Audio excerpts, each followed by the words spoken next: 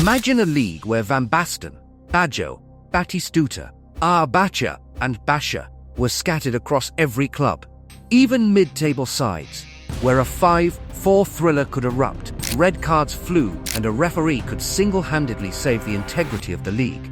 More than a third of the cities are fifth-table sides. Welcome to Serie A in the 1990s. Tactical genius, golden kits, shocking scandals, and stories still whispered in Italian cafes. Here are 10 things you probably didn't know. Before becoming a legendary manager of both Juventus and AC Milan, Max Allegri actually played for Pescara in the early 90s, a humble team that yo-yoed between Serie A and B. It was a time when even future masterminds paid their dues in small clubs.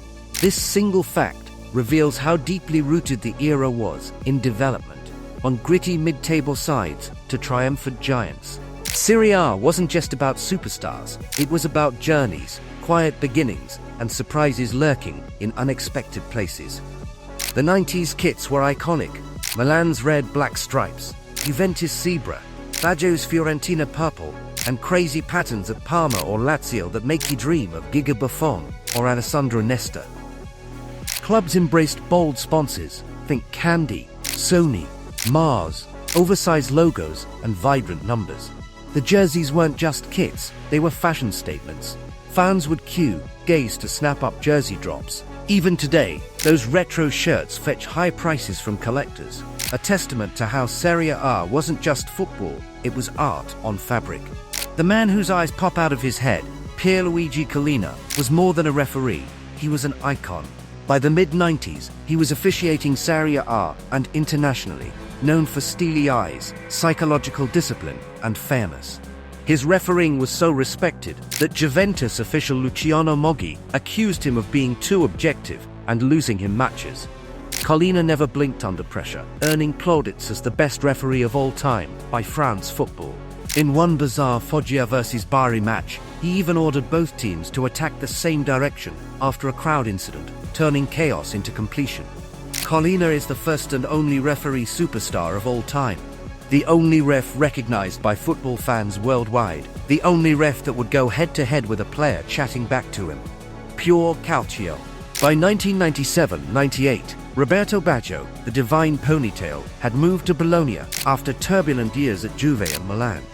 He scored 22 league goals, almost half of the side's total, and lifted Bologna to 8th place and UEFA Intertoto qualification. It wasn't a top club, but for Baggio and fans, it was a proving ground.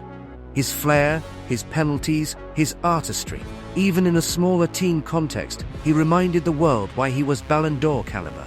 Baggio was the subject of football tragedy in 1994, when he missed a penalty in the World Cup final, which saw Italy lose the title to Brazil. But he remained a posted boy of Serie A and Italian football. From his hairstyle to his free kicks, this man was pure panache. Like Collina, he is a famous face of Calcio. Italy has a wide reputation for under-the-table transactions. True or false, the famous stories of the mafia have gained this great nation a reputation for dodgy dealings. Football hasn't been immune from that either. While Calciopoli officially broke in 2006, many in Italy argue the warning signs were visible long before. The 1990s were littered with allegations of refereeing bias, suspicious results, and powerful club influence, especially from Juventus under Luciano Moggi, who would become the central figure in the latest scandal. Whispers of favoritism and backroom politics were common among fans and journalists, but no formal scandal hit the headlines until the 2000s. Even then, the integrity of matches was often protected by figures like Pierluigi Collina, who was one of the few referees seen as incorruptible. If Calciopoli was the earthquake, the 90s were the tremors. But the goal that changed everything was still to come. Serie A's 3 foreign players limit rule meant smaller teams boasted legends. Brescia featured Roberto Baggio, later in his career. Parma had Batistuta. Fiorentina signed Hagi. Even Serie A B at times had the likes of Batistuta, Hagi, Effenberg playing for Brescia or Pescara. That meant Parma, Udinese, Foggia could compete credibly on match day, making mid-table matches as star-studded as title battles, something unimaginable today. Sampdoria were Serie A title winners in 1999-91, led by Vialli, Mancini, and coach Vujadin Boshkov. Italy had a new champion for the first time. They also reached the European Cup final in 1992. On that day they lost to Barcelona at Wembley. Yet by 1998-99, they were relegated, and decades later, 2025, they even fell into Serie C, but have since been given a Serie B lifeline. Nonetheless, it is a dramatic fall from grace that echoes the volatility of success and failure in Italian football. Their story, from glory to crisis, underscores the romance and fragility of that golden age. In 1999-2000, Lazio and AC Milan played an unforgettable 4-4 draw. Lazio led 3-1, then Milan's Andriy Shevchenko struck a hat-trick to lead 4-3, only for Marcelo Salas to salvage a point for Lazio late on. This game captured the era, attacking flair, sudden turns, and drama until the final whistle. Matches like this summed up why Serie A was must-watch TV every Sunday afternoon. These teams had the biggest names on the planet, and what you now know as the Premier League, in all its glory, is a bit like how the Italian league was back in the 90s. Home of the superstars, the one everyone wanted to watch, and the place where everyone wanted to play. In 1990-91, Bologna's Giuseppe Lorenzo was sent off 10 seconds into a match for headbutting an opponent, a record at the time for the fastest senior red card. It was the kind of no-nonsense physicality common in the era.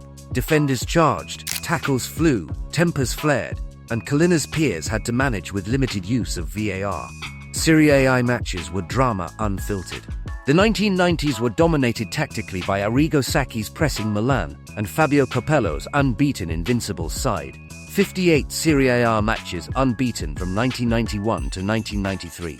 At the same time, footballers like Roberto Baggio, Van Basten, Maldini, Baresi, Batistuta all thrived. Serie A combined memorable legends with cutting-edge tactics, producing a standard that even native Italians call the league at its peak. Those were the days when a mid-table meant a star wonder kid. A game against Brescia or Parma was as packed with drama as AC Milan against Juve. Champions rose, giants fell, legends emerged, and referees like Collina became household names. The kits, the rivalries, the scandals, the flair, it made Serie A the global benchmark.